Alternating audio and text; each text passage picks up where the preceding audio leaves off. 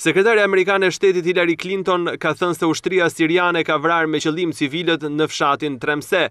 Më shumë se 200 persona janë raportuar të jenë vrarë në një sulm të ushtrisë në fshatin e Tremseh, gjë e cila e bën këtë ngjarje më të përgjakshme në konfliktin sirian. Megjithatë, raportet tregojnë se një numër i madh i viktimave ishin luftëtarë rebel. Ushtria siriane pranoi vrasjen e një numri të madh të terroristëve, por jo të civilëve. Sekretari i përgjithshëm i OKB-s Ban Ki-moon tha se sulmi hedh dyshime serioze për angazhimin e presidentit Al-Assad ndaj një plani paqeje. Vëzhguesit e OKB-s konfirmuan se ata pan shenjat e luftimeve intensive në zonë të njëjtën, duke përfshirë përdorimin e tankeve, helikopterëve dhe artillerisë së rëndë.